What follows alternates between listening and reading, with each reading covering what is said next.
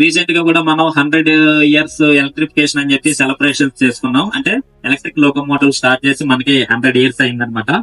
So ఎందుకు sir మరి ఎంత ఎలక్ట్రిసిటీ మీద ఎంత పెడుతున్నారు, రైల్వేస్ మీద ఎంత పెడుతున్నారు అని చెప్పి మీరు అనుకోవచ్చు. డౌట్ కూడా వచ్చి ఉంటది కదా. కొత్త కొత్త స్టేషన్లు కడుతున్నారు, ఇవన్నీ చేస్తున్నారు. ఎంత పేదరికం ఉన్నా కూడా ఎందుకు మనకి ఎంత ఖర్చు చేస్తున్నారు రైల్వేస్ మీద అనుకోవచ్చు. ఎందుకంటే రీసెంట్ గా COVID-19 వచ్చిందన్నమాట. COVID-19 సమయంలో మీరు చూసినట్లయితే డాక్టర్స్, పోలీసులు, ప్రభుత్వ యంత్రాంగం వీళ్ళందరూ పనిచేశారు. వాళ్ళకి ఏమాత్రం తీసుకోకుండా రైల్వేస్ కూడా పనిచేసింది అనమాట.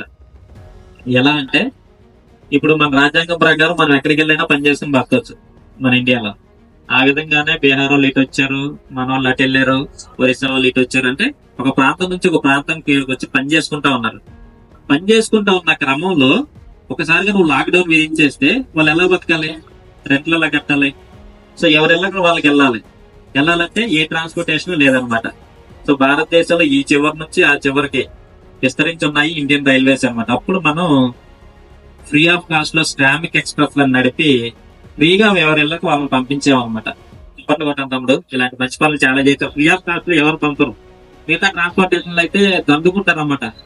100 రూపాయలకి వెళ్ళేదానికి 1000 రూపాయలు, 2000, 3000 అడుగుతారన్నమాట. సో మనం ఫ్రీ ఆఫ్ కాస్ట్ లో శ్రామిక్ ఎక్స్ప్రెస్ నడిపి కోవిడ్ టైంలో ఎవరు వెళ్ళు వాళ్ళకి ఫ్రీగా పంపించాం. ఆ తర్వాత కొంతమందికి కోవిడ్ ఎఫెక్ట్ అయింది. సో కోవిడ్ ఎఫెక్ట్ అయినప్పుడు ఐసోలేషన్ వార్డ్స్ లేవన్నమాట. సో అగైన్ మనం ఐసోలేషన్ వార్డ్స్ కింద ఏం చేసామంటే ఏవైతే కోచ్లు ఉన్నాయో వాటిని మనం ఐసోలేషన్ వార్డ్స్ కింద కన్వర్ట్ చేసి వాడుకోమని చెప్పామన్నమాట. ఓకేనా. ఆ తర్వాత ఏమైంది, ఐసోలేషన్ వార్డ్స్ లోకి వచ్చిన తర్వాత కూడా ఆక్సిజన్ లేక చాలా మంది లంగ్స్ ఎఫెక్ట్ అయ్యి చాలా ఇబ్బంది పడ్డారు అన్నమాట. సో ఆ సమయంలో ఏం చేసాము, మెడికల్ ఆక్సిజన్ కోసం ఆక్సిజన్ ట్రైన్స్ అన్ని నడిపామన్నమాట. ఫ్రీగానే ఆక్సిజన్ ట్రైన్స్ నడిపి ఈ చివరి నుంచి ఆ చివరికి మెడికల్ ఆక్సిజన్ పంపించామన్నమాట. ఆ తర్వాత పాల ఉత్పత్తులు లేవు, పిల్లలకి పాలు లేవు అనమాట. వాటి కోసం దూరంత ఎక్స్ప్రెస్ నడిపాం. అలాగే ఆహార పదార్థాలు లేవు, వాటి కోసం కిసాన్ ఎక్స్ప్రెస్ నడిపాం. ఇవన్నీ కూడా ఫ్రీగా నడిపి దేశమంతా మనం సప్లై చేసి ఈ కోవిడ్ టైం నుంచి మనం ఫ్రీ ఆఫ్ కాస్ట్ మీ అందరినీ బయట వేసాం అనమాట. సో లేకపోతే చాలా ఇబ్బందులు పడేవాళ్ళు అనమాట. అవునా కదా. సో ఒకసారి గట్టిగా రైల్వే. సో ఇవన్నీ ఆలోచించిన తర్వాత రైల్వేస్ మీద ఎక్కువ ఇన్వెస్ట్ చేయడం జరుగుతుంది. మోటార్ దేని మీద పనిచేస్తుంది, ఎలక్ట్రికల్ ఎనర్జీ మీద పనిచేస్తుంది. సో అంటే మోటార్లు పని చేయాలి అంటే మనకి ఎలక్ట్రికల్ ఎనర్జీ కావాలి. అంటే ఒక లోకోమోటివ్ పని చేయాలంటే మనకి ఎలక్ట్రికల్ ఎనర్జీ కావాలి. సో ఎలక్ట్రికల్ ఎనర్జీ ఎక్కడి నుంచి వస్తుంది, ఇది ఒక డీజిల్ లోకోమోటివ్. సో అంటే డీజిల్ లోకోమోటివ్ అంటే మనకి పైన ప్యాంటోగ్రాఫ్ ఏమి ఉండదు. కానీ మీరు ఇప్పుడు ఏదైతే చూసి వచ్చారో అది ఎలక్ట్రిక్ లోకోమోటివ్. అక్కడ ఒక ప్యాంటోగ్రాఫ్ ఉంది, పైన ఒక OHE లైన్ ఉంది. ఆ OHE లైన్ నుంచి ట్రాక్షన్ మోటార్ కావాల్సిన ఎలక్ట్రికల్ ఎనర్జీ అన్నది రిసీవ్ చేసుకుంటది. రిసీవ్ చేసుకుని ట్రాక్షన్ మోటార్ వర్క్ వచ్చి మనకి లోకో వర్క్ అవుతుంది. ఇదేం చెప్తున్నా నేను, డీజిల్ లోకోమోటివ్. సో ఇక్కడ మనకి ఎక్కడ ప్యాంటోగ్రాఫ్ కానీ పైనుంచి OHE లైన్ నుంచి కానీ మనం కనెక్ట్ చేసుకోవడానికి లేదు. కాబట్టి దీనిలోనే మనకి ఎలక్ట్రికల్ ఎనర్జీ జనరేట్ చేయడం కోసం లోపల ఒక జనరేటర్ ఉంటది అనమాట, ఆల్టర్నేటర్. అక్కడ నేను చూపించాను కదా బయట, ఆ చివరిలో పెద్ద చూపించాను కదా, అది ఆల్టర్నేటర్ అనమాట. సో ఆల్టర్నేటర్ పని ఏంటంటే ఎలక్ట్రికల్ ఎనర్జీని జనరేట్ చేయాలి. ఎలక్ట్రికల్ ఎనర్జీని జనరేట్ చేసి ఈ ట్రాక్షన్ మోడల్ కి ఇస్తే సో మనకి ట్రైన్ అన్నది వర్క్ అవుతుంది. రైట్. ఆల్టర్నేటర్ పని చేయాలి ఎలక్ట్రికల్ ఎనర్జీని జనరేట్ చేయాలంటే. సో ఆల్టర్నేటర్ పని చేయాలంటే దానికి కూడా ఒక ప్రిన్సిపల్ ఉందన్నమాట. అంటే alternator is nothing but generator, AC generator అనమాట. అంటే జనరేటర్ కూడా మనకు 2 రకాలు ఉంటాయి, DC generator, AC generator. So ఇక్కడ మనకి ఎలక్ట్రికల్ ఎనర్జీని జనరేట్ చేస్తుంది కాబట్టి దాన్ని ఆల్టర్నేటర్ అంటాం అనమాట. సో ఈ ఆల్టర్నేటర్ పని ఏంటి, మనకి ఎలక్ట్రికల్ ఎనర్జీని జనరేట్ చేసి ట్రాక్షన్ మోటార్లకు అందించాలి. సో ఎలక్ట్రికల్ ఎనర్జీని జనరేట్ చేయాలంటే ఆల్టర్నేటర్ కి 3 బేసిక్స్ థింగ్స్ కావాలి. ఎవరికైనా తెలుసా? కండక్టర్ ఉండాలి, మ్యాగ్నెటిక్ ఫీల్డ్ ఉండాలి, ఏదో ఒక దాన్ని రొటేట్ చేయాలి, రిలేటివ్ మోషన్ ఉండాలన్నమాట. సో కండక్టర్ ఉండాలి, మ్యాగ్నెటిక్ ఫీల్డ్ ఉండాలి, రిలేటివ్ మోషన్ ఉండాలన్నమాట. సో అంటే కండక్టర్ గానీ మ్యాగ్నెటిక్ ఫీల్డ్ గానీ రొటేట్ చేస్తే మనకి ఆల్టర్నేటర్ పనిచేసి మనకి ఎలక్ట్రికల్ ఎనర్జీని జనరేట్ చేసి ట్రాక్షన్ మోటార్కి ఇస్తుంది. రైట్. ఓకేనా. సో ఎలక్ట్రికల్ ఎనర్జీని జనరేట్ చేయడానికి 3 బేసిక్ థింగ్స్ ఏం చెప్పాను, conductor, magnetic field, relative motion. Okay. Conductor అంటే మనకి ఒక ఒక కాపర్ వైర్ అనుకోండి. మ్యాగ్నెటిక్ ఫీల్డ్ అంటే మనకి మ్యాగ్నెటిక్ ఫ్లక్స్, ఒక అయస్కాంతత్వం అనమాట, ఒక అయస్కాంతం. ఈ రెండు తీసుకున్నాను నేను. సో మనకి జనరేటర్ లో కూడా 3 భాగాలు ఉంటాయి, అది 2 భాగాలు ఉంటాయి. ఒకటి వచ్చేసి స్టాటారు, రెండోది వచ్చేసి రోటార్. ఇది చదివే ఉంటారు కదా. సో స్టాటర్ అన్నది స్టేషనరీగా ఉండే పార్ట్, రోటార్ అన్నది రొటేట్ అయ్యే పార్ట్. సో స్టాటర్ లో నేను కండక్టర్ పెట్టొచ్చు, మ్యాగ్నెటిక్ ఫీల్డ్ ని పెట్టొచ్చు. రోటార్ లో కండక్టర్ పెట్టొచ్చు, మ్యాగ్నెటిక్ ఫీల్డ్ పెట్టొచ్చు.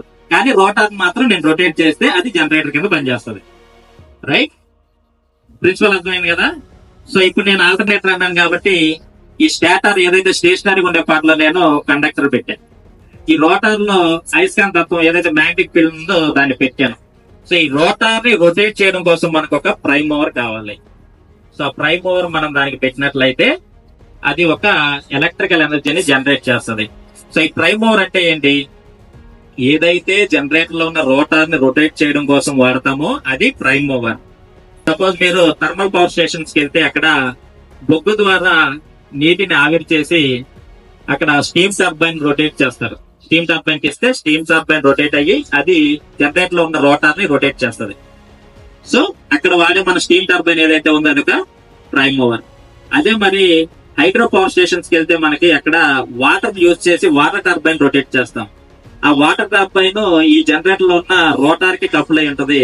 సో అక్కడ మనం వాడే వాటర్ టర్బైన్ ఒక ప్రైమ్ మూవర్. అలాగే మీరు చిన్న చిన్న వాటికి మెక్కర్స్ వాడుతూ ఉంటారు, మెక్కర్ ను కూడా మీరు రొటేట్ చేస్తారు, అది కూడా ఒక జనరేటర్ అనమాట. సో అది మనం ఏదైతే చెత్త తిప్పుతున్నామో అది ఒక ప్రైమ్ మూవర్ అనమాట. సో ఇలా డిఫరెంట్ ప్రైమ్ మూవర్ మనకి. అలాగే విండ్, మీరు తాడిపత్రి వెళ్ళేప్పుడు అనుకుంటా విండ్ ఉంటాయి కదా. సో ఆ విండ్ ఏదైతే ఉందో అది కూడా ఒక ప్రైమ్ మూవర్. ఈ ప్రైమ్ మూవర్ యొక్క మెయిన్ పని ఏంటంటే జనరేటర్ లో ఉన్న రోటార్ రొటేట్ చేయడం. జనరేటర్ లో ఎప్పుడైతే రోటార్ రొటేట్ చేస్తుందో ఈ మ్యాగ్నెటిక్ ఫీల్డ్ అన్నది కండక్టర్ ని కట్ చేయడం వల్ల దానిలో ఈఎంఎఫ్ అన్నది జనరేట్ అవుతుంది. అది తీసుకొచ్చేసి మనకి ట్రాక్షన్ మోటార్ కి ఇస్తాం, ట్రాక్షన్ మోటార్ వర్క్ అవుతాయి. సో ఇదంతా ఎందుకు చెప్పానంటే ఈ జనరేటర్ లో ఉన్న రోటార్ రొటేట్ చేయడం కోసం మనం ఒక ప్రైమ్ మూవర్ యూజ్ చేస్తున్నాం, నథింగ్ బట్ డీజిల్ ఇంజిన్ అన్నమాట. సో ఆ డీజిల్ ఇంజిన్ పని ఏంటంటే, డీజిల్ లోపల డీజిల్ ఇంజిన్ పని ఏంటంటే జనరేటర్ లో ఉన్న రోటార్ ని రొటేట్ చేయాలి. ఓకేనా. సో డీజిల్ ఇంజిన్ కూడా మీరు ఎలక్ట్రికల్ కాబట్టి మీకు అంత అవసరం లేదు. డీజిల్ ఇంజిన్ పని చేయాలంటే కూడా కొన్ని బేసిక్స్ ఉంటాయి, సో అదేం అవసరం లేదు. అగైన్ ట్రాక్షన్ మోటార్ దగ్గరికి వస్తే ట్రాక్షన్ మోటార్ లో కూడా మనకి స్టాటారు రోటారు ఉంటుంది.